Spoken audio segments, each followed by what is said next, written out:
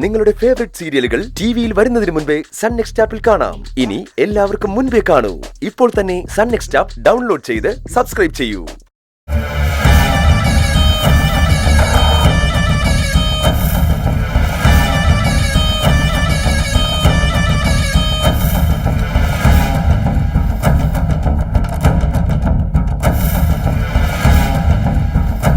വരുന്നുണ്ട് ഉദ്യോഗസ്ഥൻ.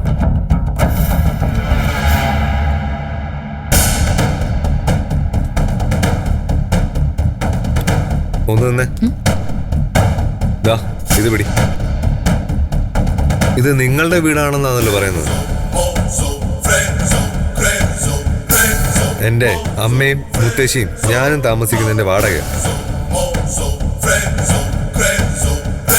നിങ്ങളുടെ ഓരോ ഔദാര്യവും ഞങ്ങൾക്ക് വേണ്ട. സീരിയസ് ആയിട്ടാണോ അതോ വെറും ഷോ കാണിക്കാണോ? എണ്ണി നോക്ക്, 10,000 രൂപയുണ്ട്. അപ്പൊ സീരിയസ് ആണ്. നീ സീരിയസ് ആയാല് പിന്നെ ഞാനും അങ്ങനെ തന്നെ ആവണല്ലോ. തന്നേക്ക് 10,000 എങ്കിൽ 10,000. അച്ഛന് മരുന്ന് വാങ്ങിക്കാൻ ഉപയോഗിക്കാം. അയ്യോ, ഇത്ര ആതപ്പതിച്ചോടി നീ ഞങ്ങളെ വാടകക്കാരാക്കി കളഞ്ഞല്ലോ. ഞാനാണോ മുത്തശ്ശി ഇത് ചെയ്ത്? ഞാൻ ആവശ്യപ്പെട്ട വാടക. അഹങ്കാരത്തോടെ ഇത് കൊണ്ടുവന്ന് തരുമ്പോ വേണ്ടാന്ന് പറയുന്ന മോശമല്ലേ?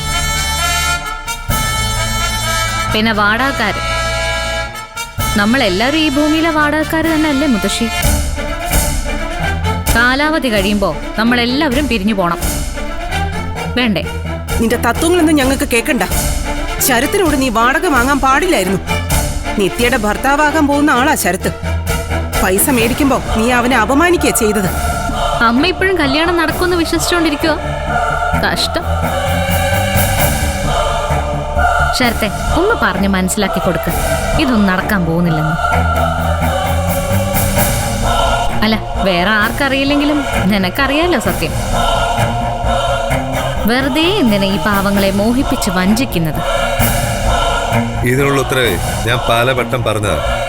ആവർത്തിക്കാൻ എനിക്ക് താല്പര്യമില്ല. ശരി, അങ്ങനെയെങ്കിൽ അങ്ങനെ.